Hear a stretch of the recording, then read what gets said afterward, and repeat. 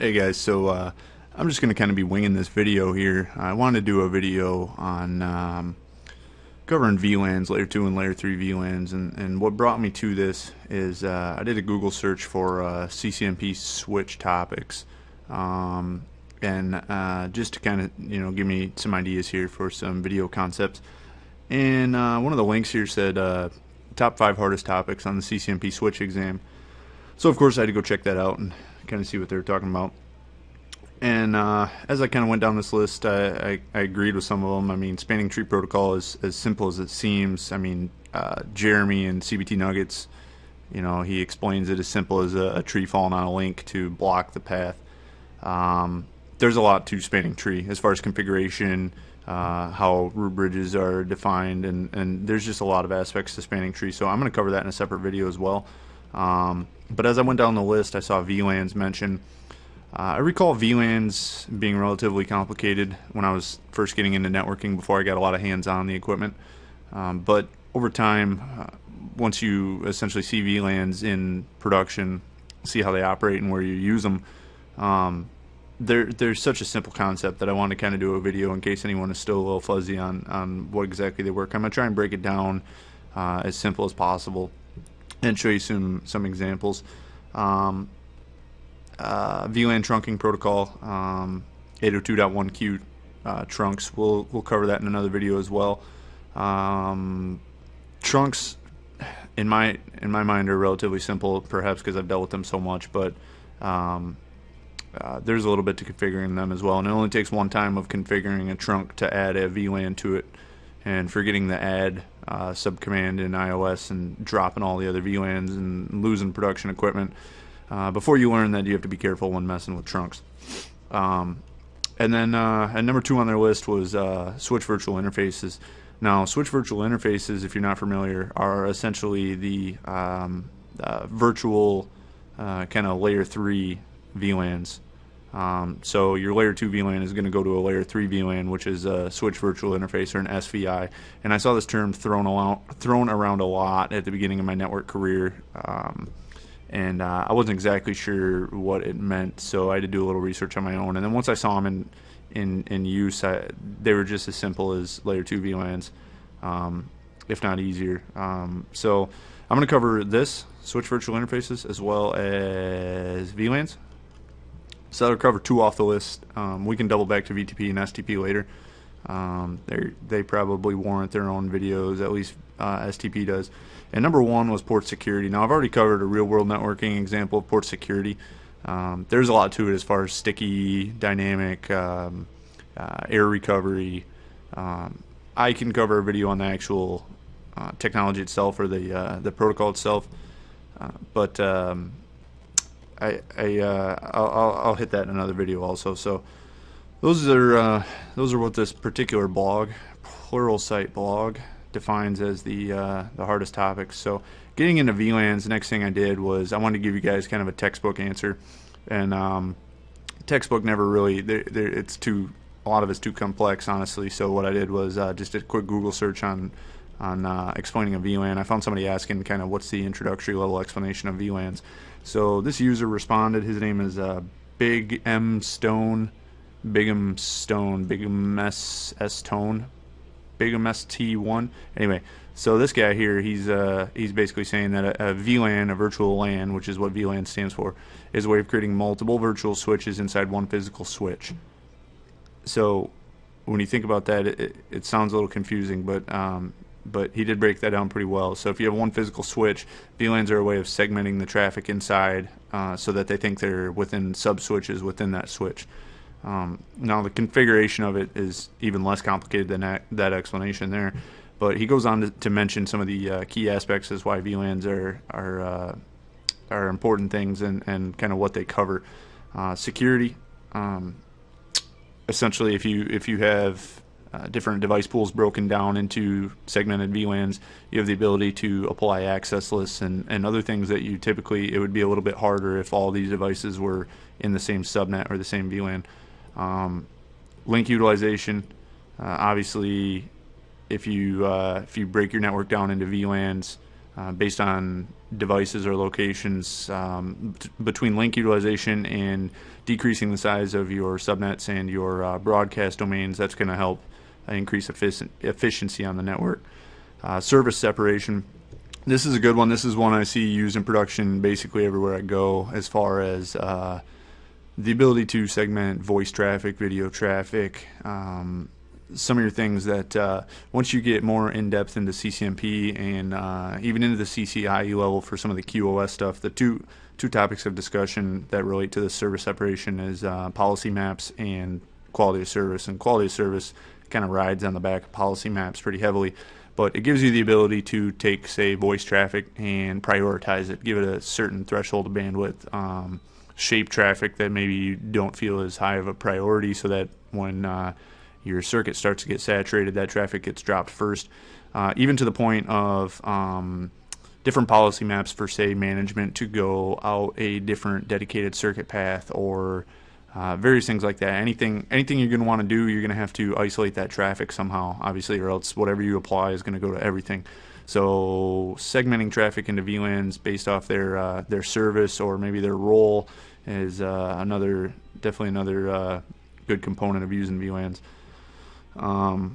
Service isolation, I think, follows along kind of the same road there, and then subnet size we already covered up above as well. So there's a lot of different explanations. If you Google around, you'll be able to find a good breakdown if this didn't cover it well enough.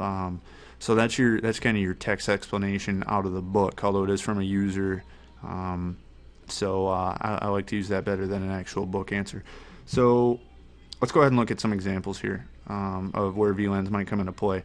Without VLANs, if you have these two switches, say they're 48-port Cisco switches, and you have hosts hanging off of them, maybe they're in different buildings, in order to give those hosts a subnet, and when we're talking VLANs, you can essentially associate VLANs to subnets. At some point, it's going to become a subnet. Well, I guess I can draw lines. It's either going to be maybe at this, can I draw a circle? Sort of. It's either going to be at that interface right there, and it's going to be a sub interface on the router, right? And so this would be a trunk going between the router and the switch, and the router would have a bunch of sub interfaces. Those sub interfaces you're going to associate to VLANs using .1q commands within the sub interface, right? So you can make a sub interface of 0, say it's gig 0, so gig 0.10, that's where you see those 0 dot something or 1 dot something interfaces. Those are sub interfaces, and so you could make 0.10, but you could do a .1q assignment to a different VLAN, maybe VLAN 50. Now, it's kind of bizarre. You're going to want to do your numbering and your naming scheme to match up, or else troubleshooting later on is going to be quite a headache unless you have good documentation. I don't really see too many reasons to not match the sub interface to the VLANs, but getting back on topic, that's one method there where, say, you have VLAN 100 over here coming out to all these workstations, and they're all assigned to ports that are in VLAN 100 on the switch, right? And after they make their way through the switch, they're going to start heading to the switch's only path or default gateway, heading up to this router. The router then at that interface there. Okay, this drawing line thing isn't going very well. Obviously, I need to switch over to. I wish it would let me free draw, but it doesn't seem to let me in Visio. Someone needs to figure that out. But anyway, as the traffic moves along to the router, VLAN 100 is then going to be on sub-interface 100 of the router, and from there it hits a layer 3 boundary to where the router is able to route that traffic. The switch is not routing that traffic, right? We're just assuming this is a layer 2 switch. What I mean by layer 2 versus layer 3 switching, since it sort of comes into play pretty heavily with VLANs, is a layer 3 switch has the ability to have SVIs on it, or to assign its ports an IP address. So you can take them out of switch port configuration and actually make them a layer 3 port, give them an IP address, and then essentially you could have another IP address in that same subnet of the switch that that port is, and they could talk back and forth. That switch, as I said, can also make SVIs or layer 3 VLANs, which I'm going to cover in depth in a minute here. And layer 3 VLANs would allow you to have the gateways for all these layer 2 VLANs that these ports are assigned in. But we're getting a little ahead of ourselves. So back to the sub interfaces. That's one method where VLANs are going to terminate on the router, and that's where your layer 2 and your layer 3 kind of meet together. You're only going to have one layer 3 for the layer 2 VLANs, at least per instance. So you can basically associate the layer 3 VLAN, the SVI it's called, with or rather sub interface on this one, but you can associate sub interface or SVIs with gateway, the gateway of the devices. So these devices are going to have a default gateway where they send their traffic to. That's going to be more than likely the sub interface or the SVI, the layer 3 VLAN. You can associate the VLANs themselves, the overall use of VLANs, you can associate that with subnets pretty confidently, because usually on a per VLAN basis you're going to break that down into different subnets. So where VLANs are handy is on this router, for example. If we did not use a sub interface off of this right side connection, and instead we used a layer 3 VLAN actually on the router, we'll call it, let me switch over to insert text here. We'll call it VLAN 100. If we made a interface VLAN 100, that is the layer 3 command to create a layer 3 VLAN, and then if we gave an IP address of 10.0.0.1, and sorry, I'm working out where everything's at here. If we gave it that IP address right there, then what we're able to do now is we're able to use that VLAN heading out the trunk to this switch over here, and it can be a layer 2 or a layer 3 switch. If it's a layer 3 switch, obviously VLAN 100 is hosted on the router, so you're not going to have that layer 3 VLAN over at the switch, or else you have some issues. And where you place this VLAN kind of it depends on where you're doing your layer 3 separation. So if I place it over here, for example, more than likely I'm going to have a layer 3 connection between the switch and the router. They're both going to be given IP addresses between each other, and then I'd probably use some sort of a routing protocol, or maybe static route heading up to the router, default gateway, something like that. So that's just where you place it. That's where your routing kind of starts and your switching stops. Okay, so if I place it back over here, this can be a layer 2 trunk now at this point, where you're essentially only sending layer 2 VLANs back and forth, and there's no actual routing taking place for the most part. So with the VLAN 100 on this router, as I was saying, now we have the ability to send that same VLAN down this trunk over here. You get the idea. These lines are pretty ridiculous. But we can now assign ports coming off this switch into VLAN 100. And so that gives us kind of a central managed point, and also the ability to extend these separated subnets out to different physical locations. So now if this building is over at site 1, because I can draw that with a line, and this building over here is over at site, oh Lord, 2, yeah, this is sweet. Then site 1 and site 2 can both access the same layer 3 default gateway here for VLAN 100, because it's now an SVI. Whereas if it were a sub interface coming off of this this right side connection of the router, say it were 0.100 and it were assigned to VLAN 100, we can't use that same subnet over here, right? Because this trunk is now that sub interface is associated with this particular physical interface. It's associated to the interface that it is a sub under.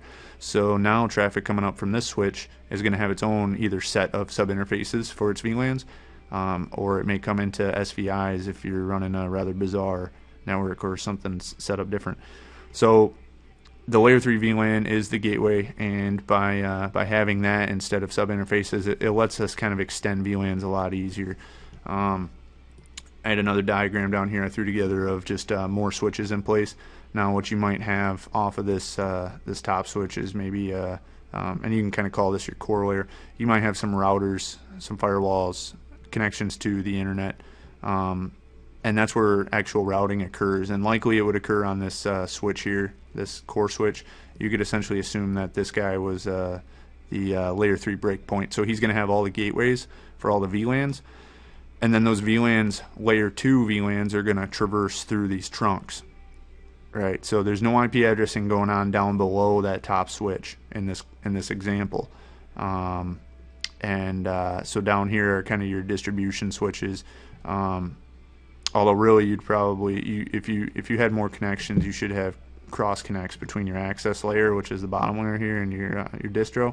If you had things like this, what you could do is you could set up your layer 3 VLANs on these distro switches, and then you could do HSRP, VRRP, GBLP. It's where you can have the same layer 3 interface on both of these, and they'll respond depending on that particular protocol, how it's set up. Typically one's kind of in a standby, except for GBLP.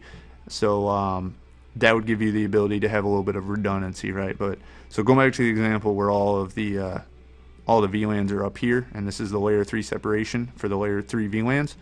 Down here you're just going to have a bunch of trunks that the VLANs ride across, and spanning tree is going to do its thing in blocking any redundant paths. Obviously you can set that up on per VLAN basis or just overall if they all kind of follow the same path. But this can kind of show you how these switches, it's weird when you're not seeing them in a production environment. Obviously these switches are laid out in kind of your typical topology layout here, but in a production environment these switches may be in different physical locations, and the connections between them, the trunks, may actually be long runs, maybe even fiber, although typically you'd probably end up doing a layer 3, but you get the idea. You can extend the VLANs out to different locations, and say VLAN 100 can be here, it can be here, it can be your finance VLAN maybe that's on every single switch. Maybe you have, or rather not finance, but maybe I don't know, maybe a security system, maybe a like a webcam system. So it's on all these switches because you've got webcams at all these locations, and you have the gateway for all of them up at the core. Okay, so that's kind of how you can use VLANs right there. I'm going to pause for just a second, make sure we're recording with the right audio. Okay, good news for all. The audio seems to have been recording through the right microphone, so no issues there. So I think I've kind of beat a dead horse here on the where using VLANs comes into play and how it can benefit you for extending VLANs across the LAN, across the enterprise. I'm going to pull up one more example here. This is something that I found on an online kind of online free Visio. I think it was draw.io or something like that. And you can do good topologies if you need a free topology building piece of software. It is web-based, and you can export the images, you can save files, and edit everything online. So this gives you kind of an example. You can see that typically this is going to be your symbol right here for a layer 3 switch. Is kind of like a switch, but with the arrows going in all sorts of directions, whereas your typical layer 2 switch is going to be this guy right here. And I'm sure you've seen plenty of icons and diagrams, so I won't go too deep into that. But you can see that this is more of a kind of a real world topology of what you're going to see. And so although I believe that these guys right here are actually hubs, and forgive the lines, they're going to get even better, I'm sure, because now I'm switching over to a touchpad a little bit here. But hubs you're likely not going to see anymore, so I'm not sure. I didn't look at this too in depth before I brought it up. But you can see we're up at the top end here. You've got some routing going on, heading out the connection to the internet. You have maybe a PSTN connection here. This is probably a voice gateway.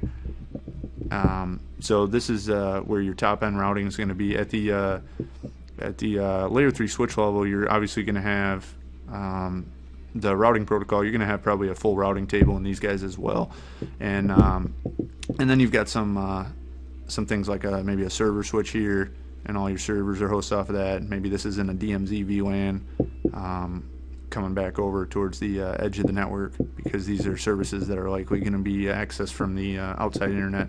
Actually, forgive me, I see over here they have external servers listed, and this would make much more sense as a DMZ VLAN because it's much closer to the connection to the internet, and you'd be able to do access control lists and whatnot to manage the traffic going to and from there. Now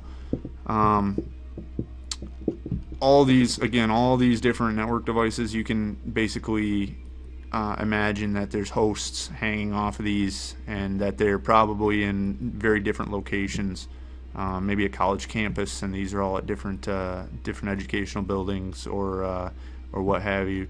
And so you are not going to want to do, well, this is a pretty bad example anyway because it's a layer 3 switch, but you're not going to want to do sub interfaces for every VLAN out every kind of lower level of network devices heading down towards the access layer. It's gonna be a lot more beneficial for you to use a layer 3 VLAN right here, an SVI, and then you can use that VLAN then onto any of these devices that you see fit, assuming that it's layer 3 traversal going down and across. Now, likely not in this specific scenario right here because there's some routers in play, but over here this is definitely probably going to be a trunk. These are definitely going to be trunks down here, and same thing heading out this way. So this is just to kind of show you a bigger picture idea of what a network topology might look like and where VLANs would come into play. The only other thing that I'm going to do in this video, I suppose, I'm hoping that this kind of sheds some light on layer 2 versus layer 3 VLANs. Last thing I want to do here to kind of help you out is I'm going to jump back over to GNS3, and I have one big bad device here. Alright, I had a little hiccup with the particular device I tried to use to show some VLAN configuration, so I had to switch that out. There was a little break in the video. This is GNS3. Honestly, I probably could have done this easier in Packet Tracer, unfortunately, because Packet Tracer has a little better support for some of the layer 2 stuff, which seems kind of weird since it's actually a simulator. The new GNS3 does have the ability to do switching devices using IOU files, but those are a little bit trickier to get a hold of. So I'm just throwing a 2691 router out into the topology here, and I went ahead and changed the symbol over to a layer 3 switch. I added one 16-port switching module before I powered it up, so you can see that I've got a plethora of fast Ethernet switches. So to configure a layer 2 VLAN, and okay, it's not gonna, typically you could just type in, say, VLAN 100, and it's going to take you in to configure that particular VLAN. You can give it a name and etc. But on a router, obviously, we're not going to have that ability. So we're going to go into the VLAN database, and from within the VLAN database, you can just type VLAN 100, and that is the command. Using the method that I just explained a second ago on switches, if you type in VLAN 100, it's going to take you into a kind of sub-configuration mode within config terminal, and then you can assign things like description and whatnot. But from the VLAN database, when you're adding them like this, everything you want to do to define that VLAN further, you're going to have to do as sub options within the initial command. So if I wanted to call it name, let's call it name HR. This is our HR people's VLAN. There's plenty more you can configure, but that's going to get your basic job done here. So we're going to exit out of the VLAN database. It's going to apply configurations and save. And on a router, on a switch, what you can do is show VLAN brief to give you a kind of an overview of what VLANs are there, what ports are assigned to what VLANs. On the router, you're not going to have that ability. You have to do show VLAN-SW, SW standing for switch. But the output is going to be pretty similar here. So you can see that we now have a VLAN 100. This is the layer 2 VLAN. Okay, the default layer 2 VLAN is VLAN 1 on Cisco devices. Now VLAN 1 has some known security issues with how packets coming across in the VLAN 1 are untagged, and VLAN hopping can take place, and that's getting into more of CCNA, CCNP security level. So getting back to just route and switch VLAN configuration, just know that you're going to want to kind of avoid that VLAN. So with VLAN 100 set up as a layer 2 VLAN, we can now assign ports to that, right? Because these switch ports, we can assign them to layer 2 VLAN. So if we go into Fast Ethernet 1/1, we can assign it switch port access VLAN 100. Okay, and then another layer 2 VLAN we might do is switchport voice VLAN. No, I don't have a good. I didn't set one up yet for this, but we'll throw in one. No, we can't. Okay, we'll use VLAN 1. So now if we do a show run int fast 1/1, we can see that we have an access VLAN 100 and voice VLAN 100. What this means is that a device connected to this particular physical port on the switch is going to send its packets out tagged in VLAN 100. Now, this doesn't necessarily relate to layer 2 or layer 3 VLANs, but the voice VLAN, just know that they're obviously VoIP devices, Cisco phones or other phones that are capable of this will do a LLDP, I believe it's LLDP, link layer discovery protocol. They'll do LLDP or like a CDP discovery on the port and figure out that it has a particular voice VLAN, and they want to talk in that voice VLAN because voice VLAN they know is probably going to, first of all, it segments their traffic from the data, and second of all, it's going to probably give them higher priority going across the network if good quality of service and policy maps and whatnot are set up. So getting back on topic here, that was kind of just a sidebar. Packets coming out of port 1.1 coming from a device are going to be tagged as VLAN 100. Now how they're handled from there depends on how the network's set up and depends on where your layer 3 VLAN is. So with this example, we only have one device. If we had, and this is a layer 3 device, okay, not all switches can do layer 3 VLANs, but if this were a layer 2 device and we had another switch next to it that was layer 3 and a trunk between the two, then we're essentially done at this point. Obviously we need to set up the trunking, and like I said, I can cover that in another video as a subtopic, but all we have to really do is just either not specify certain allowed ports or certain allowed VLANs across the trunk, and all VLANs will go across that trunk, or we just make sure we add whatever our VLANs are that we want to use across that trunk. And now your layer 2 traffic is coming from a host through the switch up a trunk and to another switch where there may or may not be your layer 3 SVI at that point. So keep mentioning this SVI. Let's see how you actually configure it, right? Let's go into configuration terminal, int VLAN 100. That is literally it. It's pretty straightforward. Okay, so obviously, since, as we said earlier, SVI equals gateway to an extent, we're going to give this an IP address, maybe 10.0.0.1 as the example I used earlier. And we're going to, well, you shouldn't have to no-shut that virtual interface. This layer 3 VLAN will be up so long as there are ports assigned to it, and I believe the ports have to be up as well. So if I do show IP int brief, and just a quick sidebar, if you just want to include only the layer 3 VLANs, you can just do that, include VLAN. You can see VLAN 100 is up, down, and this is exactly what I was just talking about. We don't have any active ports. I did assign fast 1.1 to VLAN 100, which we can do show VLAN SW again to see. You can now see fast 1 is in VLAN 100, or fast 1.1. It's cutting off the ports, I'm not exactly sure why, but because that port isn't actually attached to a device that's active, it's going to keep it in the up-down status. So if you ever see that, that's why that's happening, okay? Because this is a virtual interface, so it should come up as long as something's in it.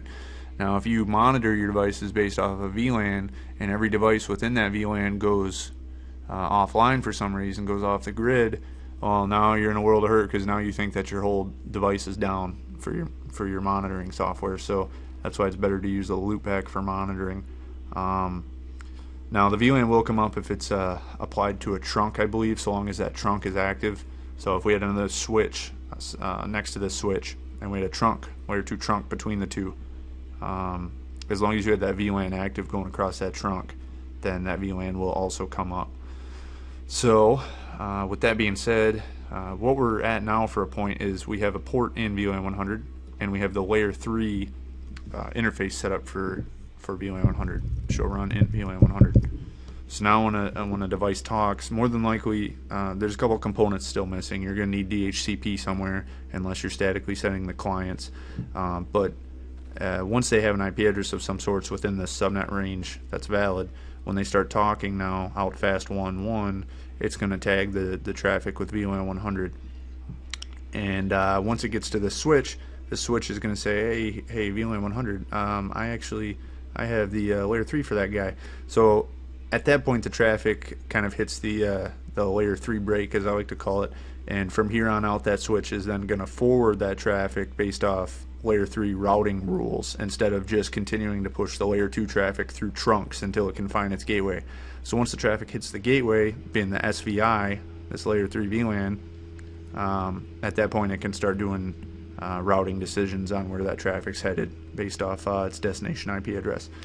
So that pretty much covers it in a nutshell here. Hopefully that shed some light for anyone that was still not 100% sure on kind of what VLANs are all about and what the difference between layer 2 and layer 3 VLANs are. Layer 3 VLANs, or SVIs as they call them, are kind of the standard these days for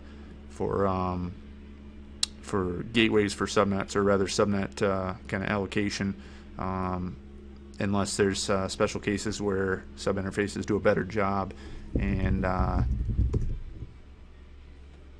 trying to see if I have the ability to well, this should be able to. So if I go into int fast 1/0 and do no switch port, that just converted this port over to a layer 3 port. So now you're not going to assign this port to a VLAN anymore. This port now is going to have an IP address and it's routable, right? So this is the kind of port that you're going to see sub interfaces on. This is no longer something you're going to make a trunk, because you'd have to go switch port mode trunk and it's not going to let you. So why I did that, and what I wanted to show you kind of as one last little sidebar here, is now I can do int fast 1/0 dot 1. Let's do 200 for an example. Nope. Okay, it's not going to let me, I guess, because we're still on a switching module. But I thought we had. Let me try it in fast 0/0. Hold on.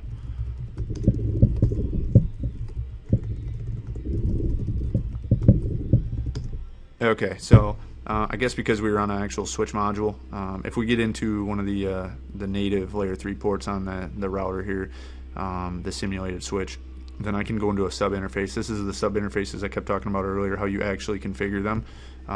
In a sub interface, I can assign an IP address of 10.0.2.1, whatever I want to do, right? And it's gonna complain, and that's what I expected. So it's only going to allow me to put an IP address on that sub interface if it's configured as 802.1q, ISL, or 802.10 VLAN, essentially. And so the standard that you're going to see throughout Cisco is going to be this 802.1q, and that's what you're going to use across your trunks and whatnot. So what we're going to need to do is encapsulation 802.1q, or encapsulation.1q, sorry, I forgot for a second there, and then 200. And it's talking about baby giant frames and a couple other things that I don't care about. But we should, if I do a do show run int fast 0/0, we should now see that it is not assigned as we had anticipated.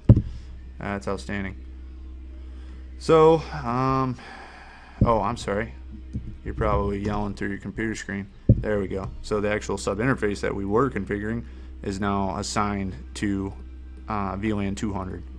Okay, and at this point we can give that sub interface an IP address of 10.1.200.1 to try and match your subnets up when you're making subnets with the VLAN. I promise you it's going to save you a world of hurt when you're going to troubleshoot things later, because when you see hops in a trace route or something, they're going to match up, and you're going to know where that actually resides. It's just going to be a lot easier for you. There's already no shot, I believe, but description VLAN 200 gateway.